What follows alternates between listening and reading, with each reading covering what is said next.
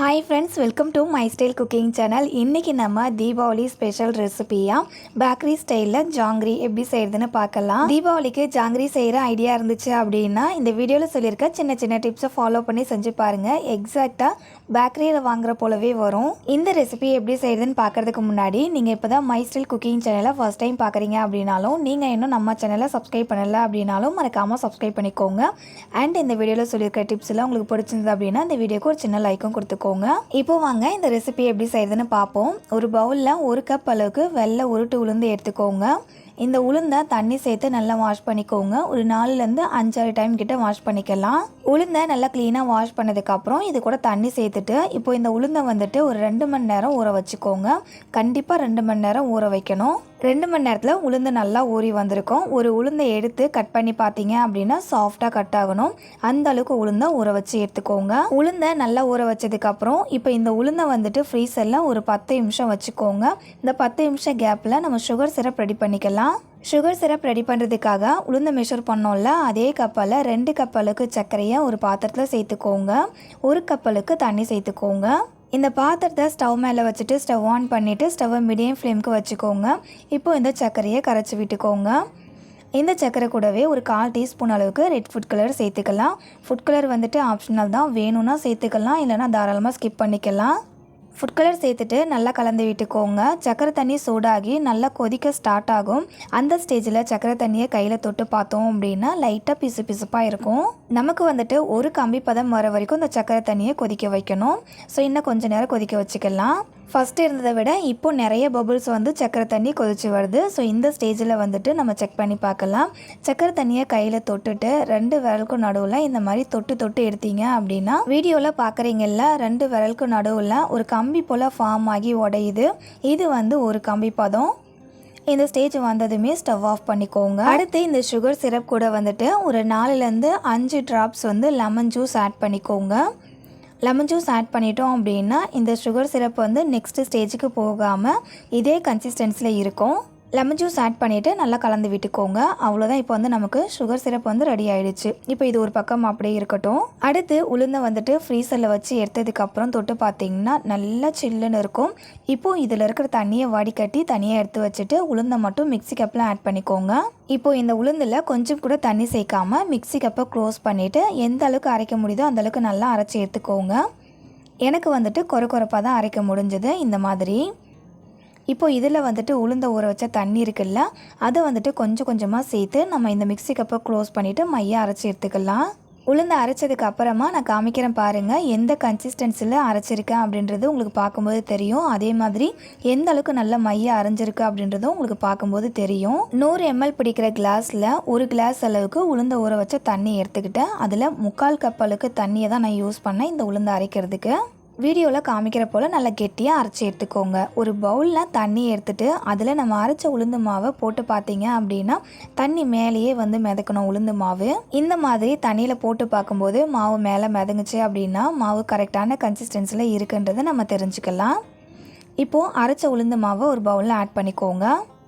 உளுந்து மாவை நல்ல ஒரு அகலமான பாத்திரத்தில் சேர்த்துக்கோங்க. அப்போ தான் மாவை மிக்ஸ் பண்ணி விடுறதுக்கு நமக்கு ஈஸியாக இருக்கும். அடுத்து இந்த உளுந்து மாவு கூட ஒரு 2 பிஞ்ச் அளவுக்கு ரெட் ஃபுட் கலர் சேர்த்துக்கிறேன். ஃபுட் கலர் ஆப்ஷனல் தான், வேணும்னா சேர்த்துக்கலாம், இல்லைனா ஸ்கிப் பண்ணிக்கலாம். அடுத்து உளுந்தை மெஷர் பண்ணோம்ல, அதே கப்பால் 1 கப் அளவுக்கு கார்ன்ஃப்ளவர் சேர்த்துக்கோங்க. இப்போது இந்த மாவை நல்லா மிக்ஸ் பண்ணி விட்டுக்கோங்க. ஒரு 10 நிமிஷத்துக்கு கண்டினியூஸாக நல்லா மிக்ஸ் பண்ணிக்கோங்க. மிக்சியில் உளுந்தை அரைக்கும் போது மிக்ஸி கப்பு சூடாகும்ல, அதை பேலன்ஸ் பண்ணுறதுக்காக தான் உளுந்தை 10 நிமிஷத்துக்கு ஃப்ரீசரில் வச்சு சில் பண்ணிக்கிறோம். மிக்ஸி கப்பு சூடாச்சு அப்படின்னா மாவு அரைக்கும் போதே ஹார்ட் ஆகிடும். கிரைண்டர்லுமே வந்துட்டு மாவு அரைக்கும் போது சூடாகும் அப்படின்னா இந்த டிப்பை ஃபாலோ பண்ணிக்கோங்க. நம்ம எந்த அளவுக்கு மாவை நல்லா மிக்ஸ் பண்ணி விடுறோமோ அந்த அளவுக்கு ஜாங்கிரி பர்ஃபெக்டாக வரும். ஸோ மாவு வந்து நல்லா மிக்ஸ் பண்ணி விட்டுக்கோங்க.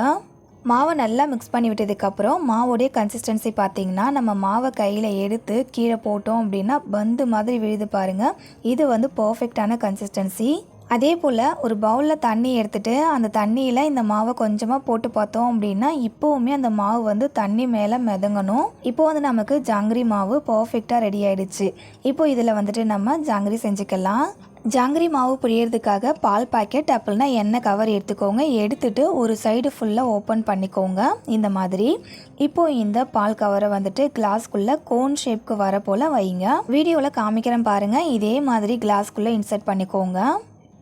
பண்ணதுக்கு அப்புறமா மீதி இருக்கிற கவரை வந்துட்டு கிளாஸ்க்கு வெளியே இந்த மாதிரி மடித்து விட்டுக்கோங்க. அடுத்து கையில் கொஞ்சமாக தண்ணி அப்ளை பண்ணிவிட்டு நம்ம ரெடி பண்ணி வச்சுருக்க ஜாங்கிரி மாவு இருக்குல்ல, அதை எடுத்து இந்த பால் கவருக்குள்ளே வச்சுக்கலாம். கவருக்குள்ளே மாவு வச்சதுக்கு அப்புறமா இப்போது இந்த கவரை கிளாஸ்க்குள்ளேருந்து எடுத்தீங்க அப்படின்னா இந்த மாதிரி ஒரு கோன் ஷேப்பில் நமக்கு இருக்கும். இப்போது இந்த கவரோடைய எண்டில் கூசாக இருக்கு இல்லையா, இந்த இடத்துல வந்துட்டு லைட்டாக கட் பண்ணி எடுத்துக்கோங்க. இப்போ ஃபஸ்ட்டு நம்ம எண்ணெயில் வந்து புரியறதுக்கு முன்னாடி இந்த மாதிரி ஒரு பிளேட்டில் வந்துட்டு ஜாங்கிரி ஷேப்க்கு புழிஞ்சு பார்த்துக்கலாம். இந்த மாதிரி பிளேட்லேயே ஒரு 2-3 ஜாங்கிரி ஷேப்க்கு நம்ம மாவை புழிஞ்சு பார்த்துட்டு அதுக்கப்புறமா எண்ணெயில் புழிஞ்சோம் அப்படின்னா புழியறதுக்கு ஈஸியாக இருக்கும். ஃபஸ்ட்டு எடுத்ததுமே ஜாங்கிரி மாவு புழியும் போது கொஞ்சம் கஷ்டமாக இருக்கிற போல் இருக்கும். அதுக்கப்புறம் புழியறதுக்கு ரொம்ப ஈஸியாக வரும். சப்போஸ் உங்களுக்கு ஜாங்கிரி ஷேப்பில் மாவு புழிய வரல அப்படின்னா ஜிலேபி ஷேப்பில் கூட மாவு புழிஞ்சிக்கலாம். இந்த மாதிரி பிளேட்லேயே புழிஞ்சு ப்ராக்டிஸ் பண்ணதுக்கு அப்புறமா இப்போ எண்ணெயில் புழிஞ்சு விட்டுக்கலாம். அதுக்கு எண்ணெயை வந்து கை பொறுக்கிற சூட்டுக்கு சூடு பண்ணிக்கோங்க. நம்ம கையை வந்து எண்ணெயில் வச்சு பார்த்தோம் அப்படின்னா கை பொறுக்கிற சூட்டுக்கு தான் இருக்கணும் எண்ணெயோட சூடு. இந்த அளவுக்கு எண்ணெய் சூடானதும் கொஞ்சமாக ஜாங்கிரி மாவை எடுத்து எண்ணெயில் போட்டிங்க அப்படின்னா மாவை எண்ணெயில் போட்டதுமே பபிள்ஸ் வராமல் கொஞ்சம் லேட் ஆகும் பபிள்ஸ் வர்றதுக்கு. இந்த அளவுக்கு எண்ணெய் சூடானதும் ஸ்டவ் மீடியம் ஃப்ளேமுக்கு மாற்றிட்டு மாவை டைரெக்டாக எண்ணெயிலே புழிஞ்சு விட்டுக்கோங்க. மாவை எண்ணெயில் டைரெக்டாக புழிஞ்சு விடும்போது நான் சொல்கிற இந்த சின்ன டிப்ஸை மட்டும் ஃபாலோ பண்ணுங்கள். மாவை எண்ணெயில் டைரெக்டாக புழியும் போது வீடியோவில் பார்க்கும்போதே உங்களுக்கு தெரியும் மாவு வந்து மூவ் ஆகிக்கிட்டே இருக்கும். அந்த மூவ் ஆகிறதுக்கு தகுந்த போல் நம்மளுமே வந்து நல்லா ஃபாஸ்ட்டாக வந்து சுற்றணும் மாவை. அதே போல் மாவு வந்து ரவுண்டாக இந்த மாதிரி சுற்றுறோம்ல, சுற்றுறதுக்கு அப்புறமா அதுக்கு மேலே வந்துட்டு ரிங் மாதிரி நம்ம மாவை புழியும் போது ஆப்போசிட் டைரெக்ஷனில் புழிஞ்சிக்கோங்க. நான் சொன்ன இந்த 2 டிப்பை மட்டும் நீங்கள் எண்ணெயில் மாவு புழியும் போது ஃபாலோ பண்ணிங்க அப்படின்னா அந்த ஜாங்கிரி ஷேப்பில் புழியறதுக்கு நமக்கு ரொம்ப ஈஸியாக இருக்கும். ஜாங்கிரி மாவு ஒரு பக்கம் வெந்ததுக்கு அப்புறமா இன்னொரு பக்கம் திருப்பி போட்டு வேக வச்சுக்கலாம். ஜாங்கிரியை வந்து கரண்டியால் லைட்டாக தட்டி பார்த்தோம் அப்படின்னா நல்லா ஹார்டாக இருக்கணும். அது வரைக்கும் இந்த ஜாங்கிரி மாவை எண்ணெயில் ஃப்ரை பண்ணிக்கோங்க. ஜாங்கிரி மாவு ஃப்ரை ஆனதுக்கு அப்புறமா இப்போது இந்த ஜாங்கிரி மாவை எண்ணெயிலேருந்து எடுத்துக்கலாம். நான் வந்துட்டு காமிக்கிறேன் பாருங்கள். ஜாங்கிரி மாவு வந்து கொஞ்சம் கூட எண்ணெயே குடிக்காமல் எந்த அளவுக்கு நல்லா ட்ரையாக இருக்குதுன்னு வீடியோவில் பார்க்கும்போது உங்களுக்கு தெரியும். எல்லா ஜாங்கிரி மாவையுமே எண்ணெயிலேருந்து எடுத்துட்டு மீதி இருக்கிற மாவுலையும் நான் சொன்னது போல் மாவை எண்ணெயில் புழிஞ்சு விட்டு ஃப்ரை பண்ணி எடுத்துக்கோங்க. ஃப்ரை பண்ண ஜாங்கிரி மாவை சூடாக இருக்கும்போதே சுகர் சிரப்பில் ஆட் பண்ணிக்கலாம். ஆட் பண்ணிவிட்டு ஒரு 15 நிமிஷம் ஊற வச்சு எடுத்துக்கோங்க. சுகர் சிரப்பும் சூடாக இருக்கணும், அதே மாதிரி ஜாங்கிரி மாவும் சூடாக இருக்கணும். அப்போ தான் சுகர் சிரப் வந்து ஜாங்கிரிக்குள்ளே நல்லா அப்சர்வ் ஆகி ஜாங்கிரி நல்லா ஜூஸியாக இருக்கும். சுகர் சிரப்போடைய சூடு ஆறிடுச்சு அப்படின்னா ஜாங்கிரி மாவை ஃப்ரை பண்ணி எடுக்க போகிற ஸ்டேஜ்லேயே சுகர் சிரப்பை ஒரு பக்கம் சூடு பண்ணி எடுத்து வச்சுக்கோங்க. அப்போ வந்துட்டு ரெண்டுமே வந்து சூடாக இருக்கும். சுகர் சிரப்பில் ஜாங்கிரி மாவை ஒரு 15 நிமிஷம் ஊற விட்டதுக்கப்புறம் எடுத்துகிட்டு சாப்பிட்டிங்கன்னா செம்ம ஜூஸி அண்ட் டேஸ்டியான பேக்கரி ஸ்டைல் ஜாங்கிரி ரெடி. கண்டிப்பாக ட்ரை பண்ணி பார்த்துட்டு உங்களுடைய ஃபீட்பேக்கை கமெண்ட்டில் என் கூட ஷேர் பண்ணிக்கோங்க. இந்த ரெசிபி செய்யறதுக்கு நான் சொல்லியிருந்த டிப்ஸ் எல்லாமே உங்களுக்கு பிடிச்சிருந்தது அப்படின்னா இந்த வீடியோக்கு ஒரு சின்ன லைக்கும் கொடுத்துட்டு நைஸ் ஸ்டைல் குக்கிங் சேனலையும் சப்ஸ்கிரைப் பண்ணி வச்சுக்கோங்க. இதே போல் ஒரு இன்ட்ரெஸ்டிங்கான ரெசிபியோட நாளைக்கு மீட் பண்ணலாம் ஃப்ரெண்ட்ஸ். தேங்க்ஸ் ஃபார் வாட்சிங். பாய்.